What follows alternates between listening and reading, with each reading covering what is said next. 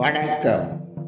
மனித உருவில் மிருகங்கள், வெள்ளை பூமியில் ஒரு கருப்பு நாள். காலையில் மலர்ந்த காஷ்மீர் ரோஜாக்கள், நடுப்பகலில் கருகிய வேதனை, மனித குலத்திற்கே நடந்த சோதனை. மதத்தின் பெயரால் உயிர் பலியா, அட இன்றும் அது தொடர்கதையா?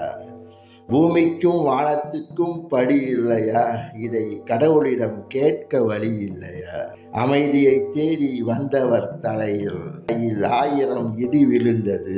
அதில் 28 உயிர் பிரிந்தது. உயிர் துறக்கவும் உயிர் எடுக்கவும் மதமே பாசக்கயிறாய் இருந்தது. அப்பாவிகள் உயிர் பிரிந்தது. மதத்தின் மீது அத்துணை மோகமா? கருமேகமே பார்க்காத காரணமா? கருப்பாய் போனது இதயமா? நீங்கள் காட்டு மிராண்டி ஜென்மமா? மனைவியின் முன்னால் கணவனை கொல்ல, மகனின் முன்னால் தந்தையை கொல்ல, தாயின் முன்னால் தனையனை கொல்ல, குறியை பார்த்து குறி சொல்ல மனசு எப்படி வந்தது? கொல்ல நரிக்கா நீங்கள் பிறந்தது? இதை சொல்ல விலங்கே வருந்தது. ஈனப்பிறப்பில் பிறந்த ஜென்மங்கள், பல 1000 ஆண்டாய் தொடரும் வன்மங்கள். இதை நிறுத்த என்ன வழி? பக்கத்து வீட்டை கூண்டோடு ஒளி. வல்லரசுகள் தலையாட்ட வாய்ப்பை கெட்டியாய் பிடி. அந்த தாடிக்காரன் செய்வான் சொன்னபடி. முன்பு நான் படித்தது ஆவேசத்தில் உதித்தது.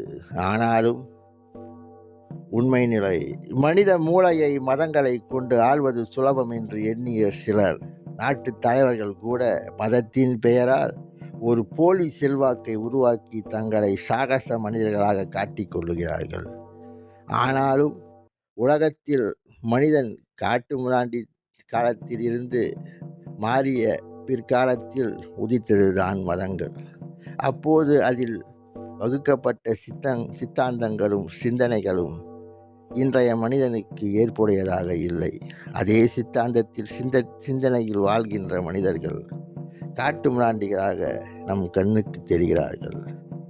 அதையே பயன்படுத்தி கொண்டு தலைவர்கள், மத தலைவர்கள் கூட தங்கள் வாழ்வியலை செல்வாக்காக்கி கொள்ளுகிறார்கள். மத மயக்கத்தில் திளைக்கும் மக்களும் அவர்கள் பின்னால் செல்லுகிறார்கள். இது கோர பாதகங்களை உண்டு பண்ணுகிறது. வருங்கால சந்ததியை நெறியான, அறிவான, நவநாகரிக மனிதனாக நல்லது கெட்டதை நன்கு புரிந்து கொள்ளும் சிறந்த சிந்தனை கொண்ட மக்களை உருவாக்க உலகத் தலைவர்கள் பாடுபட வேண்டும். யாரையும் அடக்கியால சிறுமைப்படுத்த நினைக்கும் பொழுது அது எப்படியும் விஸ்வரூபம் எடுக்கும் என்பதற்கு சில சம்பவங்கள் எடுத்துக்காட்டாகி விடுகிறது. ஆகையால் வருங்கால இளைஞர்களை, மாணவர்களை பரந்த சிந்தனை உள்ளவர்களாக உருவாக்குவோம். உலகை ஒரு நந்தவனமாக்குவோம். நன்றி.